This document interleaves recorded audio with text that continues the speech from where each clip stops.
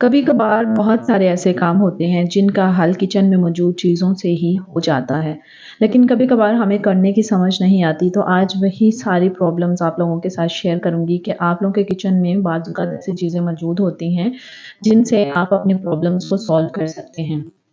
तो बढ़ते हैं अपनी टिप्स की तरफ। सबसे पहले ये टिप है कि आप लोग अक्सर देखा होगा कि आप लोगों के लीमू, आप लोगों की जो सब्ज़ मिर्चें होती हैं, जो इसके अलावा हमारा धनिया होता है, हम लोग उसको टोकरी में डाल के फ्रिज में रख देते हैं। एक चीज़ ख़राब होती है, साथ उसके बहुत सारी दूसरी चीज़ें भी ख़राब हो जाती हैं। तो मैं उसके लिए क्या करती हूँ कि लीमू ख़राब होने से बचाने के लिए मैं इस तरह से एक-एक लीमू लेती हूँ, डिस्पोज़ेबल में इस तरह से रैप करके टिश्यू में रख देती हूँ। इससे क्या होता है कि लीमू फ्रेश का फ्रेश रहता है, दूसरा ख़राब नहीं होता। इसके अलावा अक्सर देखा है एक लीमू ख़राब होने की वज़ह से बाकी के सारे लीमू एक ख़राब कर देता है। तो ये तरीका ज़बरदस्त है। अगर आप लोगों को भी इश्यू है तो आप इस तरीके से अपनी प्रॉब्लम्स को सॉल्व कर सकते हैं। या इसके अलावा सब्ज़ मिर्चें हो गई या धनिया हो गया, उसको भी इस तरह से टिश्यू पेपर में लपेट के, और ये डिस्पोज़ेबल आप इन कामों के लिए यूज़ कर सकते हैं क्योंकि डिस्पोज़ेबल हर घर की ज़रूरत होते हैं।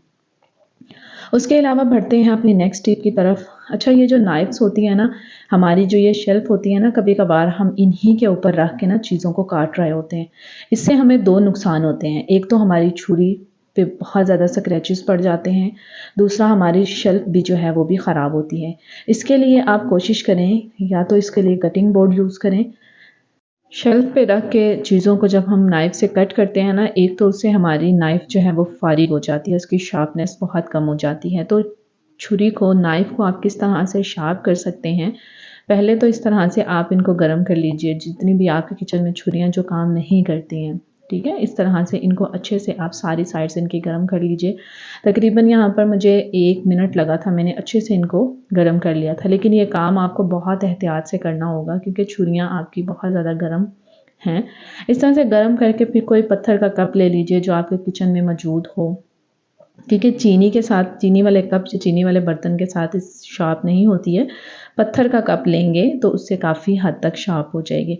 लेकिन अक्सर घरों में जी इस्तेमाल होते हैं चीनी के बर्तन, पत्थर की कोई चीज़ नहीं होती, उसके लिए भी आप इस तरह से, ये मिट्टी का प्याला है, तो इसकी भी जो बॉटम साइड होती है ना, बहुत हार्ड होती है। इसके ज़रिए भी आप ये काम कर सकते हैं।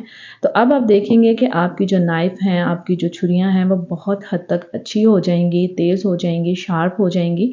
तो इनकी शार्पनेस में काफ़ी हद तक इज़ाफ़ा हो जाएगा। तो मैं अपनी नाइफ़ को रोज़ मार्केट में शार्प करवाने की बजाय घर में इस तरह से शार्प कर लेती हूँ। इससे काफ़ी अच्छी नाइफ़ जो है वो शार्प हो जाती है। तो अब मैं आपको कट करके दिखाऊँगी कि ये बहुत ईज़िली कट हो रहा है। मैं कभी भी डायरेक्ट शेल्फ़ पे कोई भी चीज़ कट नहीं करती क्योंकि इससे आपकी नाइफ़ जो है वो ख़राब होती है। दूसरा, शेल्फ़ जो है उस पे भी बहुत ज़्यादा स्क्रैचेज़ आ जाते हैं। तो ये तरीका बेस्ट है। आप इस तरीके से छुरी को गरम करें, उसके बाद जो है आप पत्थर या कोई भी मिट्टी का प्याला हो, उसकी बॉटम साइड पे आप रब करेंगे ना, तो छुरी आपकी अच्छे से नाइफ शार्प हो जाएगी। उसके बाद जी, ये यहाँ पर मैं बना रही थी जूस। लेकिन कभी-कभार हमें जूस बनाते हुए भी ना 2 चीज़ों की ज़रूरत होती है। एक तो हमारे पास कोई मशीनरी नहीं होती, मशीन होगी, इलेक्ट्रिकल मशीन होगी तो हम जूस बनाएँगे। लेकिन अगर इलेक्ट्रिकल मशीन फॉर एग्ज़ाम्पल आपके पास होती भी है, तो लाइट का बहुत ज़्यादा इश्यू होता है, ठीक है? इन सारे इश्यूज़ को फ़ेस करने से बेहतर है कि आप ये डीआईवाई होममेड तरीके से जूस निकालें, बहुत ज़बरदस्त है। प्याला रखें, ऊपर कोई भी इस तरह से स्टील का ग्लास रखें और उसकी बॉटम साइड पे आप इस तरह से मौसम्मी हो, माल्टा ले लें, जो भी हो, ईज़िली जूस जो है वो इससे निकल आएगा।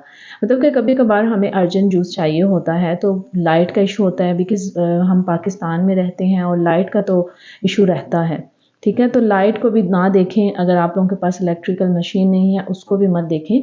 ये तरीका बेस्ट है, आप इसकी मदद से बहुत सारा जूस मिनटों में निकाल सकते हैं। तो कभी-कभार लाइट नहीं होती है, बच्चे या हस्बैंड इस तरह से, या कोई गेस्ट आ जाए, उनके लिए जूस इस तरीके से मैं निकाल लेती हूँ। ये तरीका बहुत बेस्ट है। तो इसके अलावा एक दूसरा तरीका भी मैं आप लोगों के साथ शेयर करूँगी, वो मैं पहले भी कर चुकी हूँ, वो नेक्स्ट आप लोगों को मिलेगा कि इन 2 तरीकों से अगर आपके पास इलेक्ट्रिसिटी प्रॉब्लम है या इसके अलावा आपके पास मशीन नहीं है निकालने के लिए मौसम्मी या माल्टे का जूस, तो आप इन दोनों तरीकों में से कोई भी जो तरीका आपको ईज़ी लगे ना, उस तरीके से निकाल लीजिए। आगे आपको पता है रमज़ान आ रहा है, लेकिन उसमें भी ज़ाहिर है फ्रेश जूस चाहिए होता है, तो इस तरीके से आप जूस को निकाल सकते हैं। मतलब कि हमें ये नहीं देखना पड़ता या ये नहीं इंतज़ार करना पड़ता कि मशीन होगी या लाइट होगी तो ही हम काम करेंगे। बिना मशीन, बिना लाइट के भी हम बहुत सारे ऐसे काम होते हैं जो किचन में मौजूद चीज़ों से हम ईज़िली कर सकते हैं। दूसरा तरीका ये है कि हैंड व्हिस्कर है, इसकी मदद से भी आप इस तरह से जूस निकाल सकते हैं। मुझे ग्लास वाले तरीके से बेहतर तरीका ये लगा, उस पे थोड़ी एफ़र्ट करना पड़ी है, इस पे तो बिल्कुल एफ़र्ट नहीं करना पड़ी। ईज़िली जो है मौसम्मी या माल्टे का जूस मैंने निकाल लिया था। चूँकि आपको पता है कि सर्दियों का सीज़न है और माल्टे उस तरह से अगर कोई नहीं खाना पसंद करता, बच्चों को खाना नहीं आता, तो आप उनको इस तरह से फ्रेश जूस निकाल के दे सकते हैं। तो ये 2 तरीके मैंने आप लोगों के साथ शेयर कर दिए कि किचन में मौजूद चीज़ों से ही आप बहुत सारे अपने कामों का हल ईज़िली निकाल सकते हैं। उसके बाद जी ये जूस मैंने निकाल लिया है 2 तरीकों से, अब हम इसको स्टेन करेंगे। ठीक है? स्टेन करने के लिए आपने बहुत बारीक छलनी का यूज़ करना है। ठीक है? बहुत बारीक आपका स्टेनर हो, जिसमें बीज और जो पल्प है वो ईज़िली आ जाए। अच्छा, आगे नेक्स्ट तरीका मैं ये करूँगी कि आप पल्प को भी वेस्ट ना करें, क्योंकि पल्प जब जूस के अंदर ऐड होता है तो जूस का ज़ायका जो है बहुत अच्छा हो जाता है। तो मैं क्या करती हूँ कि मैं इस तरह से स्टेनर की मदद से सारा पल्प जो है जूस नीचे चला जाता है, पल्प ऊपर रह जाता है। इसके अंदर माल्टे के सीड्स होते हैं। सीड्स को अब मैं सेपरेट कर दूँगी। सीड्स को सेपरेट करके जो पल्प होगा मैं उसको जूस में मिक्स कर लूँगी। इससे मुझे ये होगा कि इसका टेस्ट बहुत अच्छा होगा और दूसरा वेस्ट होने से बच जाएगा, चीज़ उसी के अंदर रहेगी।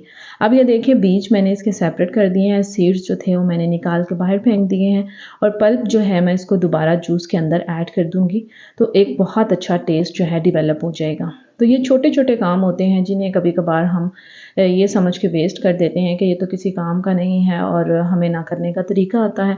तो ये मैं आप लोगों के साथ आज की वीडियो में शेयर करना चाह रही थी कि किचन के ऐसे बहुत सारे काम होते हैं जिन्हें हम किचन में मौजूद चीज़ों से ही अपने प्रॉब्लम्स को सॉल्व कर सकते हैं। बस जी आज की ये वीडियो यही थी। होप सो कि आपको वीडियो अच्छी लगे तो लाइक, शेयर एंड सब्सक्राइब कर दीजिएगा। अपना बहुत सारा ख्याल रखिएगा, दुआओं में याद रखिएगा। अल्लाह हाफ़िज़।